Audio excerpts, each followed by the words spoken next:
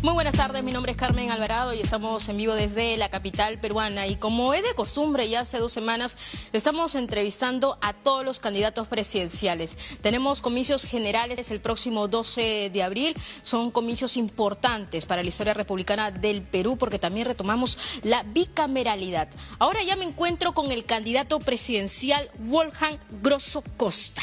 Muchas gracias, candidato, por estar con nosotros con DNews y también pueda dirigirse a toda la audiencia latinoamericana e internacional. Sabemos que hay 1.200.000 peruanos habilitados en el exterior para estos comicios. Además de ello, también aquí la diferencia es que tienen una representación ya en la Cámara de Diputados, estamos hablando de 2 escaños, y 1 en el Senado. Eso también es importante recalcar. Candidato, muchas gracias. Buenas tardes. Buenas tardes, Carmen, y aprovecho la oportunidad para saludar a todos los peruanos en el extranjero que, como digo, y lo he manifestado a lo largo de todas las entrevistas y la propuesta de integridad democrática, aquel que llegue a gobernar nuestro país lo tiene que hacer sin distinción alguna y no solamente hasta el último rincón del Perú, sino también para todos aquellos que están fuera de las fronteras, y es precisamente a quien ellos me voy a dirigir. Claro que sí.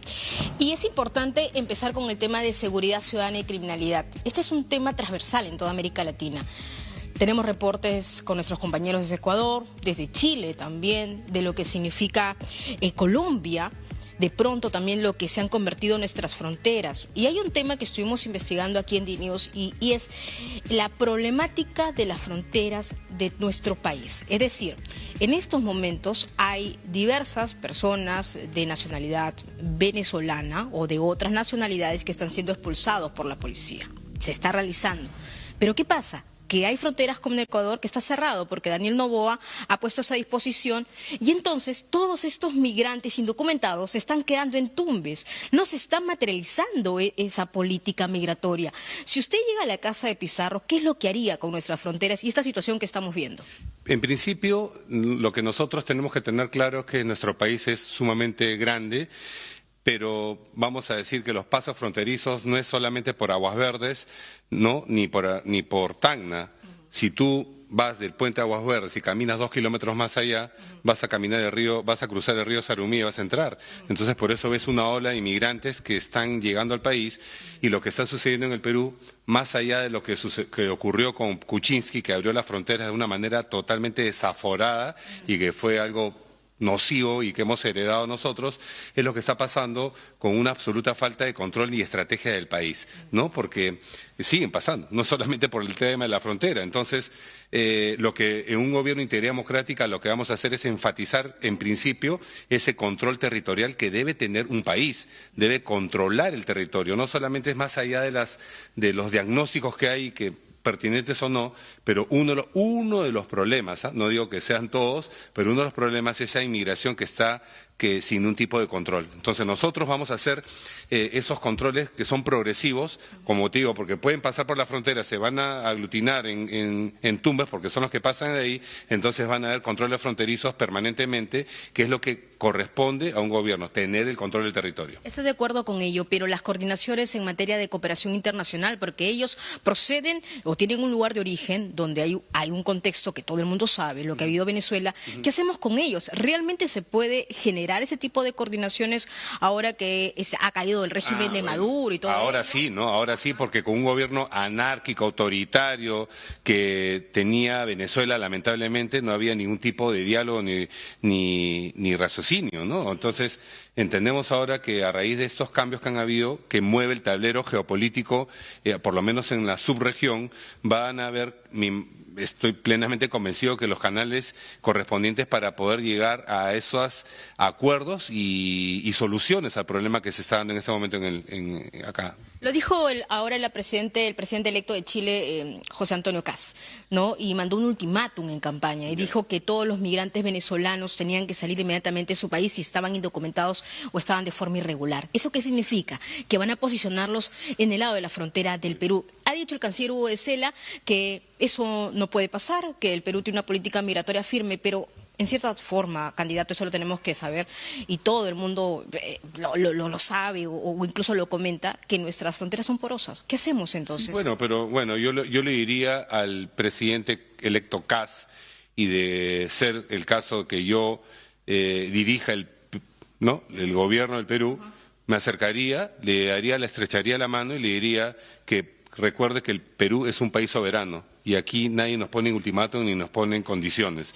Lo que se tiene que hacer es establecer justamente los canales correspondientes para dar una solución. Si es en este caso con Chile o con Ecuador, que son países fronterizos, tendremos que los dos presidentes y estadistas buscar la solución que corresponde en este caso. Claro que sí. Candidato Wolfgang, usted es mayor general de la FAP en retiro. General de la Fuerza en retiro. Exactamente. El tema de inteligencia, siempre cuando entrevistamos a analistas políticos hablan del componente de la inteligencia para poder derrotar la criminalidad. ¿De qué forma usted lo abordaría en su primer mes de gestión, si llega a la casa de Pizarro? ¿Y qué es lo primero también que podríamos hacer con las cárceles? Hay cárceles que han sido abandonados, no hay adendas que han quedado por temas de corrupción. ¿Qué haría usted? Mira, en principio lo que he manifestado es que siendo justamente lo que no dijiste es que yo soy especialista en inteligencia. Es lo que he desarrollado a lo largo de 37 años que he llevado justamente y dirigido el sistema de inteligencia de la FAP. Hemos tenido un éxito en la lucha contra el narcoterrorismo en el país que no es una amenaza menor. Entonces, en una guerra típica, asimétrica, no convencional como la que estamos llevando a cabo en este momento el Perú contra una criminalidad desbordante, en el Perú, en un gobierno de integridad democrática, se va a empezar a sentir la seguridad en 6 meses. Lo enfatizo, lo declaro, lo afirmo. ¿Por qué? Porque las medidas inoperantes que en este momento están haciendo, producto de otro contexto, de sacar a los militares a las calles, declarar estados de emergencia, que tienen un componente más atrás. Declarar estado de emergencia, ¿sabes para qué son, Carmen? Para poder hacer compras directamente sin mayor licitación. Ya el componente de la corrupción, lamentablemente, que es otra lacra que tenemos enquistada en el país, por esta lacra política que en ese momento nos gobierna, pero que no nos representa, y por lo cual genera un rechazo y repudio, eso lo vamos a cambiar. Y efectivamente, la inteligencia no es nada más y nada menos que utilizar las fortalezas que sí tenemos, que la tenemos pero que no se están empleando adecuadamente, para poder identificar a través de las plataformas de inteligencia de redes, señales, comunicaciones, tecnología, y también con un componente importante que es la unidad de inteligencia financiera, más otros componentes más que son la reforma de la policía, la reforma del sistema penitenciario, que ahora lo voy a decir, pero antes de todo eso es la inteligencia, pero con el conocimiento, ¿para qué? Para poder identificar a aquellos cabecillas de estas organizaciones criminales y esos puntos vitales de las mismas, para identificarlos, neutralizarlos, sacarlos de las calles y en ese momento estas organizaciones se van a comenzar a caer como castillo de naipes. Está demostrado que no hay ninguna evidencia en la historia de la humanidad que una organización criminal le haya vencido al Estado. El Estado tiene que ejercer su poder coercitivo para justamente neutralizar, eliminar esta amenaza. Entonces, cuando hablamos de las cárceles, que es otro tema, porque son los problemas del Perú son complejos y no son secuenciales, son transversales, mejor dicho.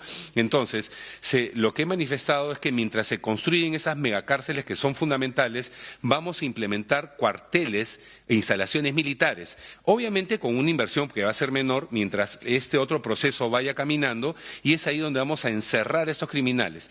Por eso digo que en 6 meses, los peruanos van a comenzar a sentir esa seguridad que no la estamos viviendo ahora. Eso también es importante, ¿no? Aclararlo, porque no es que en 6 meses se termina todas las bandas criminales. No, los 6 meses vamos a comenzar a sentir, o sea, esa percepción que nos arrojan los sondeos. Ahora, tú sales a la calle, y tienes a un criminal todos los días, no solamente es el extorsionador, es el criminal, tenemos policías, lamentablemente, que acaban de capturar a una banda de 6 policías, 6 policías que están involucrados en una extorsión. Claro. Entonces, a eso me refiero las reformas que se tienen que hacer.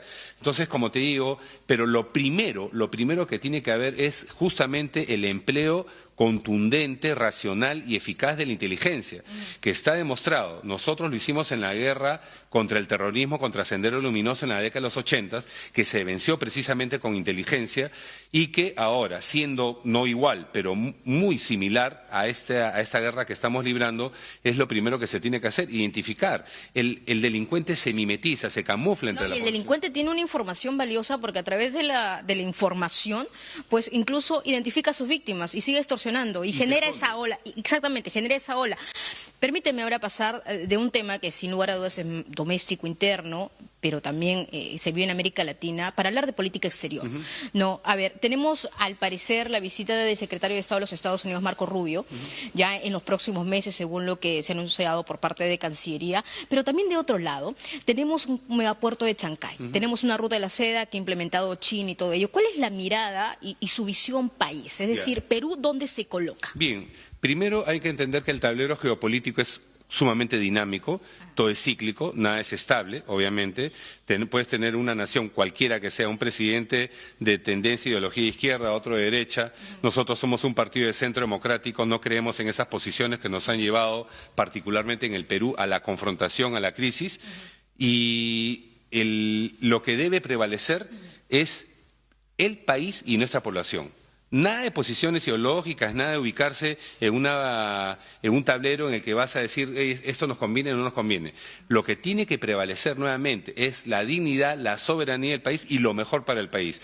Si en este caso, particularmente nosotros pensamos que siendo, por ejemplo, Chancay, un puerto que en este momento está en manos de capital chino, está bien, la inversión es buena, pero pienso que siempre también estratégicamente tiene que haber un equilibrio para no poner los huevos en una sola canasta, ¿no? Entonces, prevalecer principalmente la idoneidad, la transparencia y lo que nos representa a nosotros como país geopolíticamente, qué nos va a colocar mejor en un momento determinado y mirando prospectivamente para el futuro. Claro, ¿no? La mesa de negociaciones realmente qué es lo que le conviene al Perú, en resumen. Y un componente más, cero corrupción. Aquí no tiene que haber ningún solo sol que se vaya a los funcionarios, menos al presidente, menos a los funcionarios, a los que tienen que estar en ese tablero de negociación.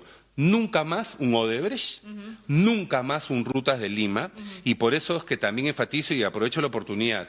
Una de las propuestas de integridad democrática es que presidente corrupto, alto funcionario del Estado, sea elegido, designado, cadena perpetua. Cadena perpetua. Así es. Correcto. Yo le agradezco mucho, candidato. Me quedaron varias preguntas, por ejemplo, el filtro de los partidos políticos, pero ya vamos a tener oportunidad, porque vamos a hacer una segunda ronda con todos ustedes.